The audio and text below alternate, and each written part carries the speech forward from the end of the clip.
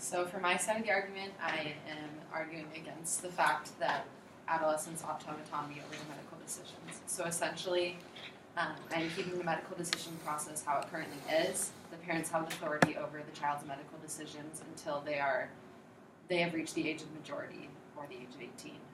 And according to Lynn Gillum at the Children's Bioethics Center, autonomy is the principle of respecting the patient's right to make their own choices about their lives and the processes of informed consent and shared decision making. For a number of reasons, both scientifically and ethically, I feel that the decision making process needs to remain how it currently is. Because of all the events that occur during the time of adolescence, children at this age lack proper experience and capabilities to make medical decisions in their own best interest.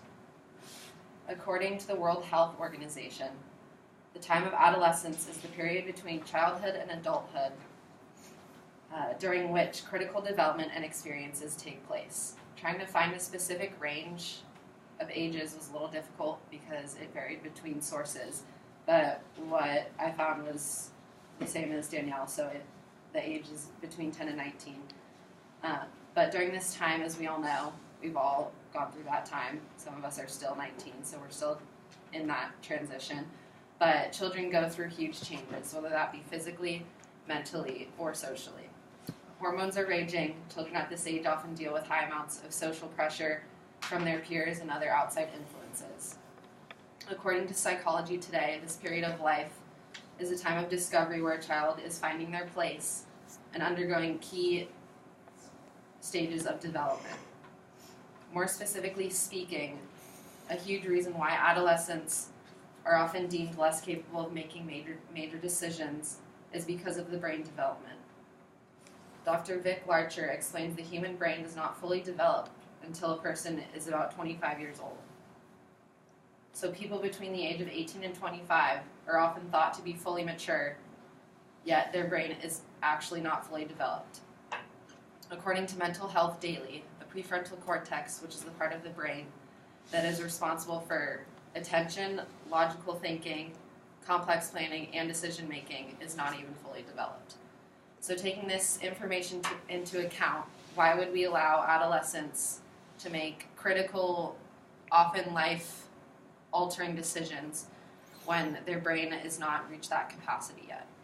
Children from the ages of 10 to 19 often lack real-world experience to make decisions regarding their health. In an article in Jonah's Healthcare Laws written by Katherine Heike, a registered nurse, she explains that in order for a child to have proper judgment about their own medical situations, they must have the ability to predict or foresee the possible outcome.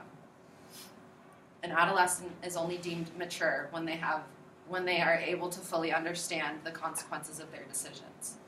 In an article written by Dr. Douglas Takima from the University of Washington School of Medicine, he addresses the current reasoning behind why parents do make the decisions for their children who are under the age. The parents are the ones who know their children the best, more so than the doctors. Oftentimes, they may know more about their child than the child may know about him or herself.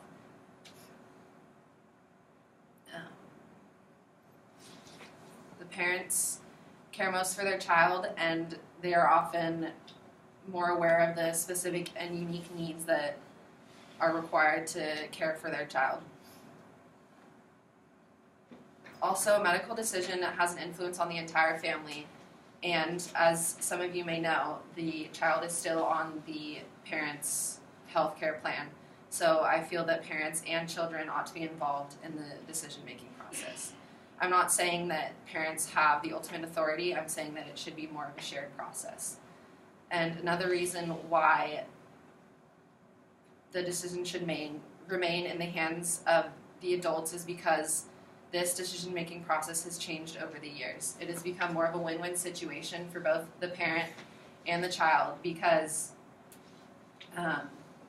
it has become more of a cohesive and team effort, according to the Committee of Bioethics. And also according to Jackie Glodiner in her article entitled Children and Autonomous Decisions, the parents are primary decision makers here, but in order for the child to be happy with the outcome regarding their health, the parents ought to consider the future of the child. The situation also must be looked at in a broader scope, thinking about the events that led up to the health issue and those that will result after it. So even though there are hard scientific facts that support the parents' autonomy over their child's medical decisions, there is also a gray area that exists because of the lack of official rules or official testing. So by saying this, I mean that there's no specific rules that dictates the exact process of how an adult needs to go about caring for their child's medical needs. So as a result, it is often left open to interpretation and varies on a case-by-case situation. So, for example, there's obviously a huge difference for a child dealing with cancer than one who is suffering from flu-like symptoms. So if the doctors can strongly encourage the treatment of the parents, if the doctors strongly encourage a treatment plan and the parents agree, it is in the best interest of the child, even if they do not agree. So taking this all into account, even though the child may not have full authority for their decisions, I believe it is fully worth having the parents' final say, because ultimately the best interests of the child is what is being considered.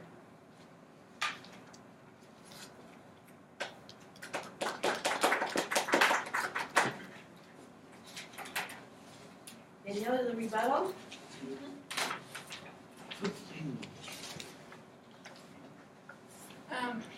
Okay, so Caroline said that children lack the experience to make the proper decisions.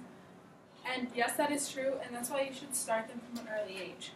According to Anderson and Montgomery, they believe that starting children at about the age 5, involving them in their medical decisions, will allow them to learn more and make better decisions as they get older. Mature, according to McGabe in the Journal of Pediatric Psychology, he did a study with 5 different age groups from 12 to 21, and he gave the children hypothetical situations that they have cancer, they're dying, and he would tell them the treatments that they could get and the outcomes of them. And the age groups all pretty much came to the same conclusion, even though that the 12-year-olds didn't quite understand what he was saying.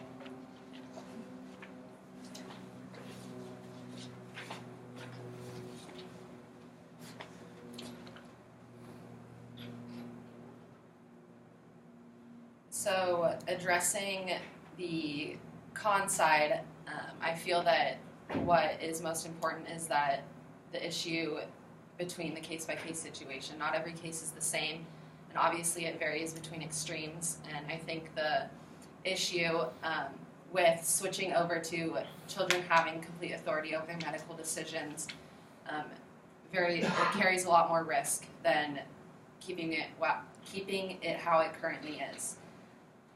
Lacking specific scientific facts proving the child's brain development and the ability to make cognitive and fully informed medical decisions, why would you question it and switch over to a seemingly questionable and riskier alternative? It currently is that the parents do have the authority over their child's decisions, and yes, there are instances, like she said, with the child Jorge, but there are also other instances when there's hope for the child's future. So I feel like parents ultimately should have the most authority. All right, and final, conclusion, Danielle. Okay. So I think that adolescents should be able to make their decisions because they want to, and yes, they may not have the experience, but if we start involving them when they're younger, then they will be able to have the experience that they need and be able to make the choices for themselves rather than having someone else make them for them.